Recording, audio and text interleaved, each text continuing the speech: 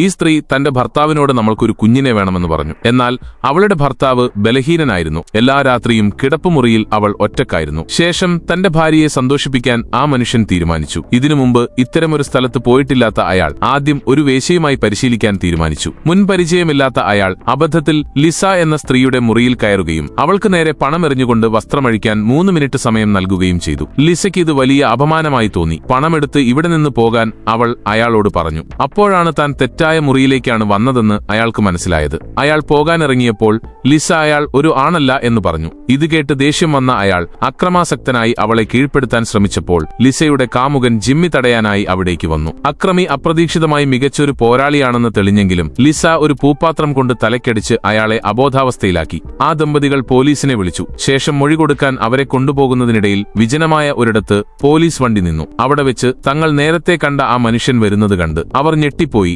അയാൾ യഥാർത്ഥത്തിൽ ഒരു ഉയർന്ന പോലീസ് ഉദ്യോഗസ്ഥനായിരുന്നു. തന്റെ ബലഹീനത എന്ന രഹസ്യം പുറത്താകാതിരിക്കാൻ ആ അഴിമതിക്കാരനായ ഉദ്യോഗസ്ഥൻ അവരെ എന്നേക്കുമായി ഇല്ലാതാക്കാൻ തീരുമാനിച്ചു. അയാൾ ആ ദമ്പതികൾക്ക് മാരകമായ അളവിൽ മയക്കുമരുന്ന് കുത്തിവെച്ചു. മയക്കുമരുന്നിന്റെ അമിത ഉപയോഗം കാരണം ലിസ സംഭവസ്ഥലത്ത് തന്നെ മരിച്ചു. ജിമ്മി ആകട്ടെ ആ ഉദ്യോഗസ്ഥന്റെ സ്വാധീനം ഉപയോഗിച്ച് കള്ളക്കേസിൽ കുടുങ്ങി ജയിലിലായി. എന്നാൽ ജിമ്മി നിരാശയ്ക്ക് കീഴടങ്ങാൻ തയ്യാറായിരുന്നില്ല. 10 വർഷത്തെ ജയിൽ ശിക്ഷയ്ക്കിടയിൽ അയാൾ തന്റെ ശരീരത്തെ ഒരു ആയുധമാക്കി മാറ്റി. അവിടുത്തെ എല്ലാ കരുത്തരായ പോരാളികളെയും പരാജയപ്പെടുത്തി. ജയിൽ മോചിതനായി പുറത്തിറങ്ങിയ ജിമ്മിക്ക് ഒരേയൊരു ലക്ഷ്യം മാത്രമേ ഉണ്ടായിരുന്നുള്ളൂ. തന്റെ ജീവിതവും പ്രണയവും കവർന്നവനോടുള്ള അയാളുടെ പ്രതികാരം അവിടെ ആരംഭിച്ചു. സബ്സ്ക്രൈബ് ചെയ്താൽ നാളെ കാണാം.